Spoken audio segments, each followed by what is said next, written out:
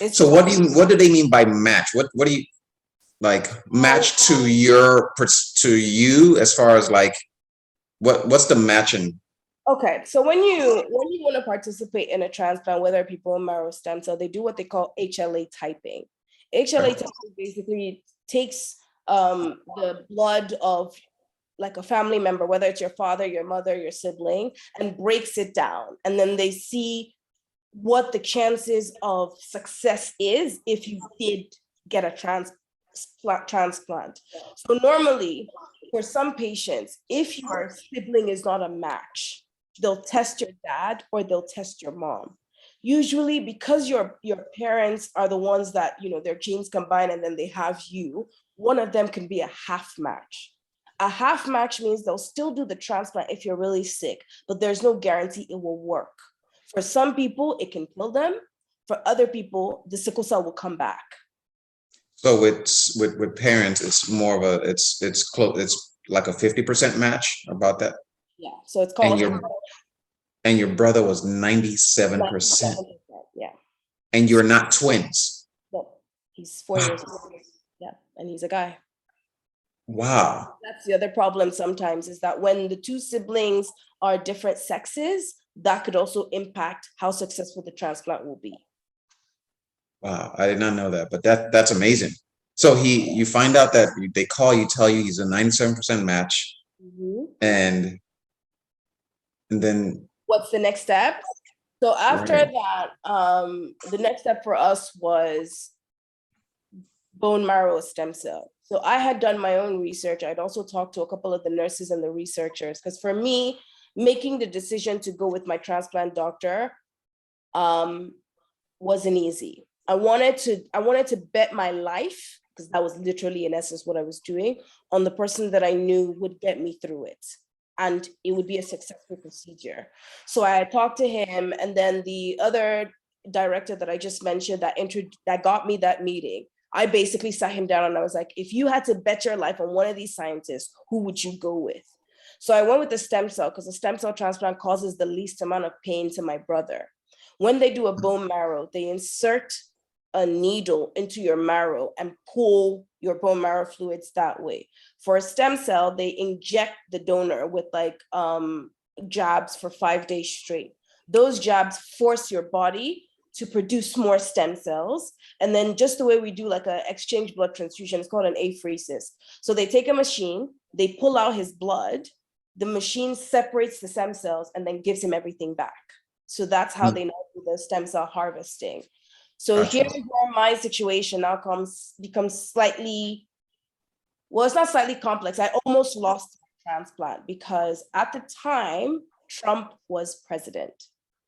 And I got my transplant date set for 2018. It was May of 2018. A few weeks before me and my brother we had made plans to fly because we were going to go together. They would do this, they would harvest it. He would come back to Seattle and then I would stay. We get on the phone, we're talking with the team, and they said, okay, so when you're coming, you're bringing all of your immigration papers that basically say you're legally allowed to still be in the US while you're getting medical treatment. And I'm like, no, I'm not.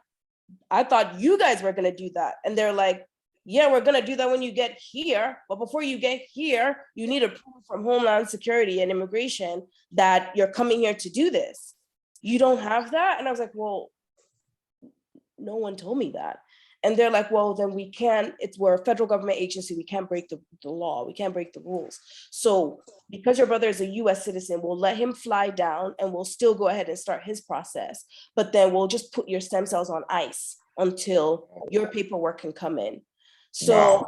At the time with Trump in presidency, immigration processes were taking a long time. So even though my case here was dire, my illness, the rates of my crisis were still high. We didn't hear back from immigration till a year after. Wow. So my transplant got moved from 2018 to 2019. And then while they were on ice, there was a new Trump law that came into effect that the NIH could no longer perform transplants for international patients. You're kidding. So If my brother hadn't harvested his stem cells, I wouldn't have had leverage. His stem cells were my leverage to say, you can't kick me out because you guys already have what I need.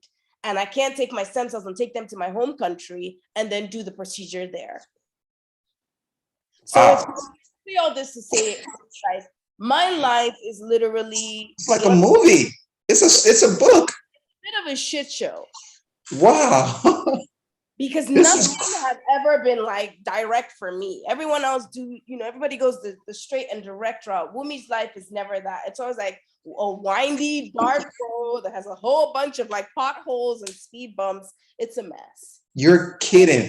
Just when you're about to, oh my God, you have to get immigration approval, which they didn't tell you. You get it, and boom, there's a law that says, specifically targeting you. Or not, maybe not targeting you, but that specifically international patients, yes, specifically affects this thing that you're trying to do. Yep. Are you kidding me? That I didn't even know that that was a thing. It's wow. interesting how, like, when you're American or you're a green card holder, there are so many things. That's why I always get really upset when people think that undocumented people just came here by like strolling in. I'm like, do you know how hard it is to get into the United States of America and stay here? Like, people just have this archaic idea that, people just stroll in or they swim in, you know what I mean? And they just come and they're just like straight up chilling. And I'm like, I'm sorry, that's not the way it works. Yeah. And every time you're applying for an extension, you're coughing out $500. So it's not cheap either. You know what I mean? So it's just one of those things where that happened. My procedure got pushed back a year. And then fast forward from that, everything kind of, but I'm grateful that my procedure got pushed back a year, because in that period, I lost one of my really good friends who did a transplant. Originally, our transplant days was a week from each other. So she was first, and then mine would have happened a week after that. But unfortunately, she had a bone marrow transplant, and it was successful, but she got an infection because after you do a transplant, there's a 2 to 6 week period where you're in hospital and they're just watching you, because that's the time when you're at most risk of getting an infection. A lot of patients get infections. I had an infection that put me in the ICU. I was having really bad seizures. It was bad, but thankfully the antibiotics and I guess protocol they used to treat that infection, mine went away. Hers didn't. Instead, caused a heart attack, and then she had a brain aneurysm. And then if she had lived, she would have been a vegetable. So her mom took the decision that, like, I didn't want my daughter to suffer. And then and her case was super sad, because that was her gift to herself that was her graduation gift to herself, was her transplant. And at 25, that was what took her life. So, it's just that all around. But man, this is a whole lot of emotions as I'm listening to this. Is like, wow, this is absolutely crazy. You have this law, and then you had to now fight and say, hey, we have these stem cells already that you've harvested from my brother. Yeah. You have it on ice. You're not going to deport me or not allow me to get the transplant that you've already pulled out, basically. Yeah. But this even involved, for me, and this is why I say the power of human connection, because I make an effort to befriend people. I needed to pull all guns blazing to be able to get them not to so that my transplant was not at risk. And that required reaching out to a local senator in Seattle. So the senator's senator. Yeah, the senator's office who's been advocating for me since till today. Wow. That's amazing. Yeah. That's absolutely amazing. So can you walk us through maybe just briefly, like how, okay, you got the transplant. I just being in healthcare, I understand a little bit about what the process is, immunosuppressant, all of these things. Yours occurred in 2019, you said? 2019. How long was that process for you of, okay, can you walk us through that, please? Sure. So I left Seattle. Usually the commitment you make when you sign up to do a transplant is 6 months. You move to wherever your transplant is being done. Mine was at the NIH. So I had to move to Bethesda, Maryland. You have to have a primary caregiver. So that could be a spouse, a relative. In my case, it was my mom. My mom has sacrificed a lot of her career and life to just be a primary caregiver for me. So we moved there in May of 2019. My transplant was done in August. Preconditioning for a transplant is really, I would say, brutal. To be honest with you, I would say it's one of the toughest part of it's right up there in terms of top 3 hardest things to go through. So you go over there, they do a series of tests, MRIs, x-rays, dental, because the goal is to examine to make sure there's no possible site that could be a source of an infection, right? So they do all these series of tests because they also have to make sure that if they do a transplant, your brain can survive, your heart can survive, your lungs can survive, all of your organs will be okay. Because chemotherapy, as I always say, I say the best way to articulate it to people that haven't experienced chemo is if someone put you in a boxing ring and said, you can't have your teeth, mouth guard, you can't have a pair of boxing gloves, and you can't have a boxing helmet. You just go in there with shorts and that's it, on a white beater, that's all you have. You're basically being getting the shit beat out of you, and you have no way to defend yourself. That's kind of what chemo feels like. But because I'm also a woman, I had to preserve my fertility before, because what they will tell you is that with chemotherapy and radiation, chances of you being able to have children in the future are damn near slim when you go through chemo. So for me, I had to go through IVF. Wow. Then wait a week and then start chemo. And anyone that has been through IVF, whether it's a man supporting his wife or a couple or a single woman, will tell you you're literally injecting yourself a couple of times a day so that your body produces something that eventually they're going to harvest. So it's a slew of all kinds of emotions. You're going through a lot of stuff. After I do my IVF stuff, I go back to the hospital and then I do the other tests. They have to do a bone marrow aspiration, which is where you're awake and they put a needle right into the core of while you're awake, and they pull out a bone marrow fluid for a biopsy. So all of those things were happening at the same time. I had to have tooth extractions because they have to make sure if you have any loose filling or any chipped tooth, if that could be a source of infection, then they need to make sure they close it. You know what I mean? So all of those things happen. Preconditioning takes about, I would say on average, give or take about 2 to 4 weeks. Then you go through chemo for 2 weeks. Then you go through radiation, and then you go through campath.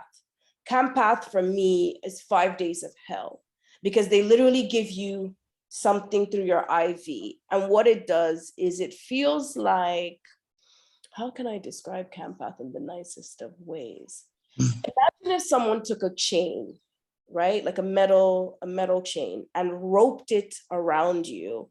And then they're just tugging and tugging. So it's like a full body experience of pain. And then you're shivering, it feels like you're having a fever and you're burning up, but all of these things they have to do before you can even do a transplant. There's no oh, let's do this one, but let's. What's the point of that campath, or what? Campath is basically to wipe your entire immune system. Oh, wow. Yes. So that your body doesn't reject your donor cells. Yes. Gotcha. Got it. Makes sense. But yeah. I can imagine how. Yeah. So for me, that was the roughest part. And I'm so grateful that I had mentioned this to you on the phone, but I'll say it again here that so before my transplant, I was desperately looking for patients, because I'm one of those people that I'm very pragmatic. I don't live an unrealistic life. Give it to me and give it to me straight. I don't like fairity. Nigerians say fair. I don't like fairity. So I wanted a patient who could firsthand tell me, this is gonna suck. And the one person I was going to lean on as a pillar of support was now dead. So I was like scrambling. And a lot of patients that I was introduced to, either their parent or their sibling would say they don't want to talk about it. They don't want to have to relive that trauma. So we would appreciate it if you just stop contacting us. Like a lot of people just didn't want to speak to me because they were just kind of like, I'm done with sickle cell. I'm trying to live my life and thrive. And you asking me these questions is taking me back to a part of my life I would rather not remember. But thankfully, I met a young man in Australia who went through leukemia, and the process for that transplant is similar to like a sickle cell transplant. So he told me about CAMPATH, and he said, my advice to you is this, on those 5 days, don't schedule anything. He's like, instead create like a playlist of music that like when you're working out, the kind of music you listen to that will get you going. He's like, do that. He's like, then also on those days, if there's a specific nurse that you like, make sure that those 5 days they keep that nurse on staff for you. Because if it's a nurse that doesn't understand you, you're in pain, you're crying, you're sweating, your body is doing all kinds of crazy stuff. If you don't have a nurse who is attentive, it will frustrate you and make the process even worse. So I just kind of, before those days, I had prepped. I had my movie list, my TV shows. My mom and dad are Nigerian. And because the transplant was a clinical trial and it was free, they didn't want to ask questions because they didn't want to piss off anyone. So even during my CAMPATH, like if the nurse was late to bring the medication and stuff like that, they wouldn't want to go confront the nurse and say like, yo, she's in pain, she's crying. Like, can you give her something to help her feel better? Because they're just kind of like, they're doing this for free. We don't want to piss them off. So in those moments, I had to advocate for myself. In those moments, I literally made my list of friends and I segmented them. This is the person I can call when I'm like pissed off, crying, and they'll be able to say, get it together. I know you're stronger than this, and I have to categorize those kind of friends that you call and you're just kind of like, why the hell did I call you? You know what I mean? Yeah. Like, it's a lot for them to process, and hearing a lot of people, when you're hearing a loved one cry or break or fall apart, it's very hard to reconcile that if you're not strong mentally, you can't handle it either. So I had to do, those kind of things are things that you don't necessarily as a patient think you need to put into context, but I did, because they were just really shitty days. So after that path, at that time, all your hair kind of falls off. You're basically bald everywhere. You know what I mean? Then transplant day for me wasn't that bad. But one person that I'm forever grateful to is he went to UT as well, Nadi. And I met him because he's Senegalese and Sierra Leonean, but at UT we were both pre-med. So we started all of our classes together. Now he's a cardiologist at MD Anderson in Texas. So he, on my transplant day, was the only friend I reached out to, because every time something weird would happen, I'd be like, Nadi, I'm tasting, what was the thing I was tasting? Garlic soup.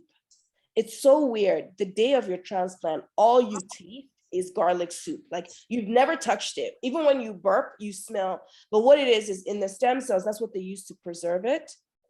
And in the body, it tastes like garlic. So the whole time I was tasting that, he was like, tell them you want an orange. Orange is the only thing that all of my patients have said helps to neutralize your taste buds. Because to me, I don't like this smell or taste of garlic. It makes me want to barf. So, but it was just things like that that you wouldn't know to pre-plan or to organize that. Like, I'm grateful that I had people that could be resources to me. So that's the process. You do your transplant. The transplant day is easy. The night to me was the worst night. That was the night I think I collapsed in the bathroom. And thankfully, I think the nurse came to check my temperature and then found me on the floor. Really out cold, And then the days, like 2 or 3 weeks. Just because you were so weak? I would imagine. Wow. I was so weak. I didn't even have enough strength to put on my hospital gown properly. So I was basically like half naked when he found me, just like slumped, because it was nighttime. My parents were exhausted. They were worried. Is she going to make it? Is she going to die? We don't want her to be another statistic of a patient that didn't make it, And this again goes to me being like a very high strung person. Before my transplant, my parents didn't necessarily support the decision, because for them, they were just saying, is she factoring that this thing could kill her? Hmm. The worst case scenario is that you either die, or your sickle cell comes back, but it's worse, or you develop leukemia. Those don't sound like good options to me. So shouldn't you just be satisfied with the sickle cell instead of risking losing it, but then something worse comes back? So, and being Nigerian parents, again, it stems from a place of fear and love. I want to protect you. I want to keep you safe. If other people are surviving with sickle cell, why can't you just continue to survive? You're not dead yet. You know what I mean? So those kind of things were things like I had to navigate as well, and convincing them that this was right for me, and convincing them that like I had the stamina to get through, like these really difficult periods. But yeah, so I did have an infection after. It was it made me stay in the hospital longer because it caused other really bad Complications. bad complications. Yeah. But thankfully the cocktail of medications that we tried ended up working. So that helped to at least get me to a better place and stuff. So now I'm 2 years post-transplant and doing well. Now I'm just a carrier of the sickle cell trait. I no longer have, like an actual pain crises, but I would say there's been a 180-degree shift in my overall quality of life, which for me, this was the end goal, but there are some days are harder than others. Some days are easier than others. It all depends.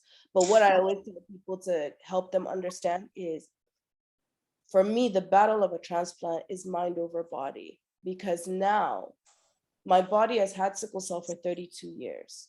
So even in the winter time, all of my triggers for crises are still my triggers now.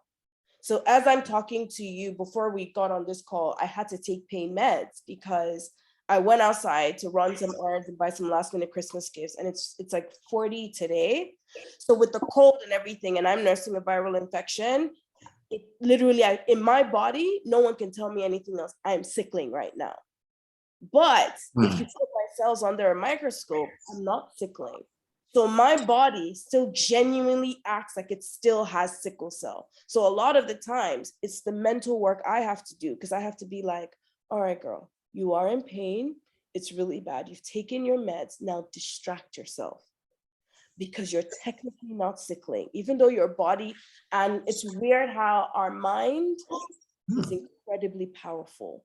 Our pain receptors are, because my body still till today, it acts like it has sickle cell. All of the things like, like, and maybe you can understand this. When you have sickle cell, high tense situations aren't good for you. A job interview, when you're anxious and you're maybe nervous, it can trigger a crisis. Sometimes, when you are walking up a hill, if you're tired and everything like that, or when there's a drastic change in weather, that can still be a trigger, whether it's infection or a pain crisis. All of those triggers are still the same for me. The only difference now is I have to do the mental work of telling my body that, like, you're wrong. You think this is happening, but this isn't happening. So I've taken some pain, settle down, and then use other ways to like write and do other things to distract myself until I can kind of reconcile my mind and my body and get them on the same page. But yeah, it's a journey. It's an ongoing process. Wow. And that's something that I really, this is the first time I'm hearing that. So you're technically cured from sickle cell because of the transplant. However,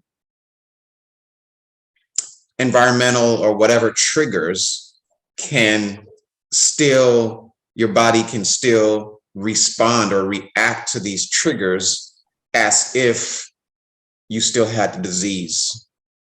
And so you still have pain, but not a full on crisis to the point where you have to go to the hospital, or? So it differs. So, like for example, I was admitted not last week, but the week before. I was in for a few days because I tested positive for RSV, which is a viral infection you get from Yeah. little kids, and I got it from my nephew who picked it up at preschool. Right now at Thanksgiving dinner, we were all with him. Right, we all, like my cousin's kids, they're 12 and 8, they were just having the fatigue and the cough, but for the most part, they were fine. My cousins, they were just feeling a bit like weaker than most. But myself, my nephew, and another 2-year-old girl that was there, the three of us are the ones that had the fever, the runny nose, the really bad cough, the chest pain, the extreme fatigue, everything. So because inside I'm a toddler, my body is handling this viral infection the way a toddler's would. So all Wow. of that pain and the chronic chest pain put me on admission. So even though I technically don't have sickle cell, my immune system is that of a toddler. So the way I'm responding to this infection is the way a toddler who's still trying to, I've only had 13 vaccines. I'm still short 10 more. So after transplant, I've had to get all of my shots the way a newborn baby would get shots, like when you're sick, All over again. all over again. You're Tetanus, kidding. hepatitis, shingles, flu. Wow. Tdap, all of Hep B. Wow. I did not know that. So now if it's not even so your body is because you got this transplant 2 years ago. It's almost like that's how old your immune system is, Yes. right? That's how old, your immune, and so that's how your body responds, with that, kind of in that age or that mindset of that maturity level, to things. So it's not necessarily sickle cell related or pain crisis related type things, but just regular, things that'll send a baby to the hospital or 2-year-old to the hospital, or wow. Yeah. You know, That, that is fascinating. Do you yeah. also get ear infections? Well, I haven't, because what I've done is, and you see, this is another thing of why I say my life story is really interesting. I did a transplant right before the pandemic hit. So for me, everyone working from home and social distancing was a bit more chaotic for me, because if I risked getting even the slightest thing like a flu, it could kill me. Yeah. Because I have nothing to fight for me, absolutely nothing to fight. So for me, during COVID, I had to put a sign on my door that said immunocompromised patient here.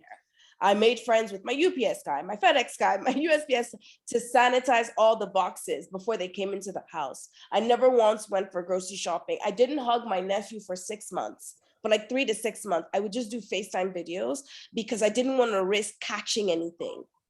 Because Wow. I just didn't want to put, when the vaccine came out, I didn't get the vaccine. I only got vaccinated with my first 3 doses, including the booster, recently, before I had to fly to the NIH for my 2-year post-transplant checkup. I didn't get vaccinated till August of this year. So the way everyone was able to take a breather and like get their first dose and go out, I couldn't risk those kind of things because I'm still an immunocompromised patient who's still on immunosuppressants. So for me, it's been a little bit more, even my recovery has been challenging, because when I do have things, and now the interesting part is, before, if I'm having a crisis, I can handle a certain level of pain and I can tough it out and be like, it's not that bad, let me just manage it. Now I can't, because we don't know what it could be. Because if it's not the crisis that's causing this, what the hell is causing this? So everyone starts to panic. My transplant team at the NIH are like, get to an ER right now. Let's figure out what the hell's. I can't take those kind of second guessing decisions of like, do I go? Do I not go? Because if it's the sickle cell not causing it, then what the hell could be causing this fever? You know what I mean? It's complicated. But for me, because I'm choosing to see the glass half full, I'm choosing to accept that at least I'm not in excruciating pain. At Yeah. least I'm not tired. as much anymore, you know.